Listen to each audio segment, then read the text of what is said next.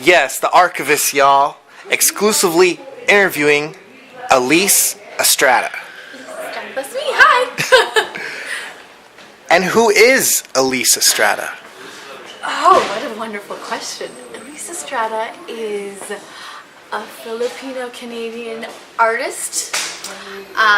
Do you want to know what my songs are, or what kind of person I am? What do you want to know? What kind of person you are? Okay, let's hear. I'm a girly girl. I'm a very nice girl. I'm a homebody. People probably never know that when they first meet me, because I don't know. They think that because you're in this industry, oh, you're supposed to be this party girl, crazy. But you know what? I'm a homebody.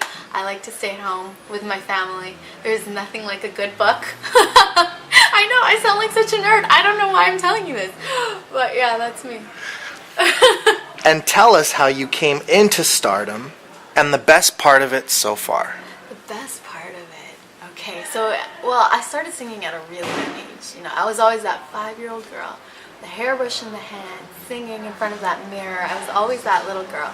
I joined a lot of competitions. I did an American Idol type of competition, it's called Pinoy Pop Star, where I toured the Philippines. And that's not really where I got my start. My start was the Beat Music Awards. Like, that was the real push.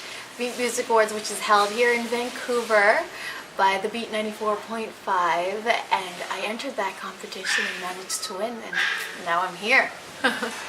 And what is the best song that you've made so far? The best song? It always changes. That always changes.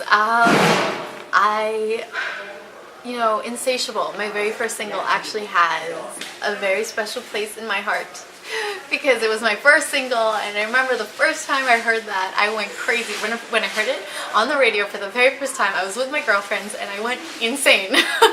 So I think that Insatiable will always have a place in my heart. It's number one. And in 2006, you were on the Pinoy Pop Star show. Yes. Tell us what it was like being in the finals. Oh, that whole competition, Pinoy Pop Superstar, was an amazing experience. But I don't know, it was crazy.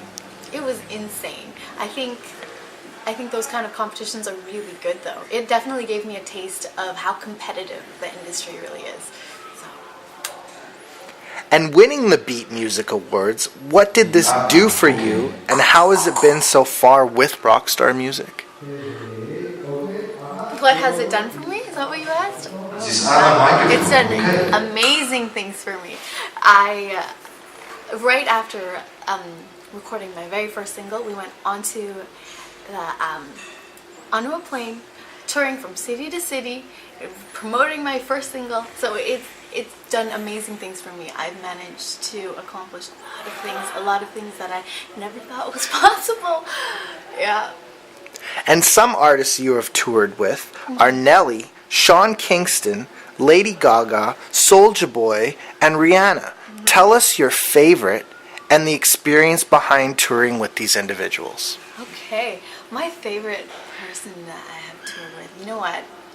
You didn't mention, it's Backstreet Boys. Hands down, the Backstreet Boys. I know I'm such a nerd, but I grew up listening to the Backstreet Boys. I grew up watching them on Much Music, thinking, oh my god, there's Brian and Nick, Backstreet Boys, and I used to sing, get down, get down. How was it touring with the Backstreet Boys? Touring with them was awesome. I mean, I didn't really get to meet them. Don't tell anybody, but you don't really get to meet the people that you tour with. But we did walk past a couple of them. I walked past AJ, and he did a little nod. He did the little nice high thing, and that was cool for me. I don't know, it was a good experience, definitely. They still got it. I learned a lot of performing moves. Did you get to meet any of the people that you toured with at all? No, not really. I usually the only time that we're ever together usually is backstage, but we all have separate rooms, and usually when I'm backstage preparing for a show, I prepare for the show. I don't like to wander, and I try to stay focused. And what is Love Court and the plot behind it? A Love Court. Love Court. It's a very funny show. Okay, let me tell you. So we send a couple on a blind date. Yeah, so they don't know each other, and what they don't know is that there's a panel of judges, and me. I'm not a judge, but what am I? No, there's a panel of jury, and then I'm the judge, and the comedians pretty much make fun of them. Yeah, that's what we watch, every move that they make, and the comedians make fun of them. What's the best part of Love Court so far? Okay. Of your experience? Watching the dates is absolutely hilarious. It makes me very thankful because I don't go on dates a lot.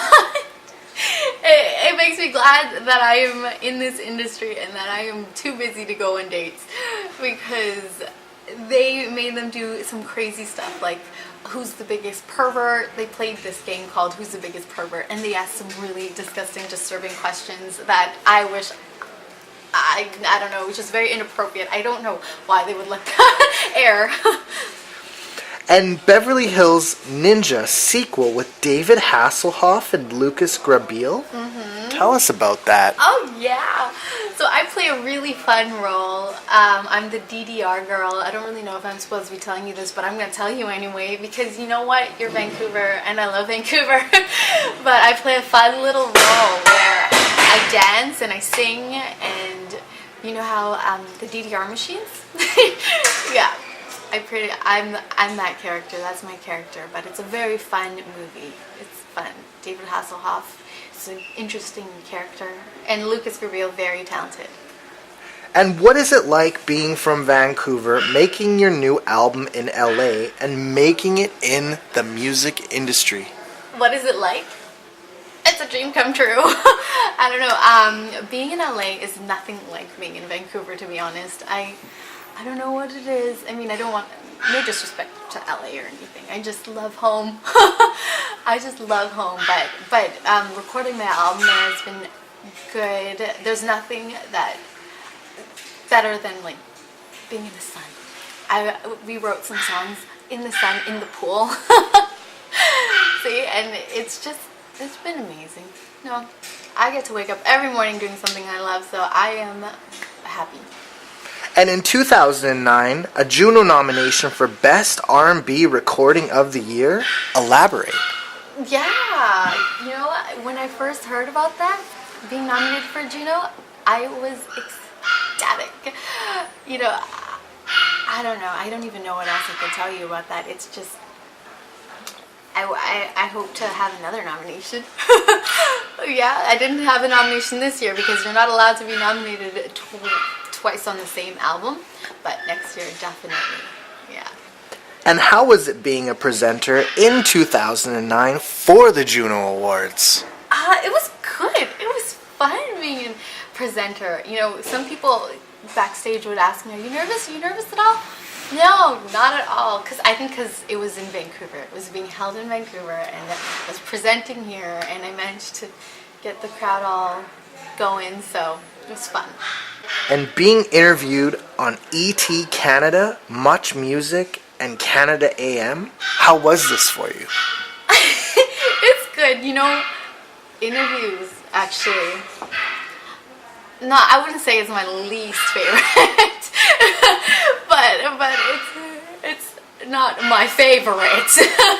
But I like it. You know, it's FaceTime. I get to promote what I'm doing and get to let people know. I get to give them a piece of me, so it's fun. And being sponsored by Parasuco, how's that going for you? Wow, look at you. You did your research. Absolutely. It's good that Parasuco is very good to me. They're very good to my team, actually. We get a lot of free clothes, and they have like really sexy clothes too. I suggest you check that out. And tell us about your new album coming out, and do you have any features on it? No features yet. Actually, there's talk of a couple features, but we'll see how that works out. But the album is good. It's gonna be freaking amazing. It's gonna be awesome. It's definitely a little edgier. a little more grown up, not as pop this time. Just good. It'll be really good. Do you have any great memories so far being in the industry and anything to grab onto? Best memory. You know, everything. Everything is good. Being nominated for an MMVA, being nominated for a Juno, being able to travel and tour and be on stage with people that know the song, you know, all of that. But one that stands out. I was on stage once with my hype man, Adam H., who's also my manager, and it was freaking hilarious because when I told them, my shows are very, very crowd oriented, and we just got the crowd really, really pumped. So those are fun.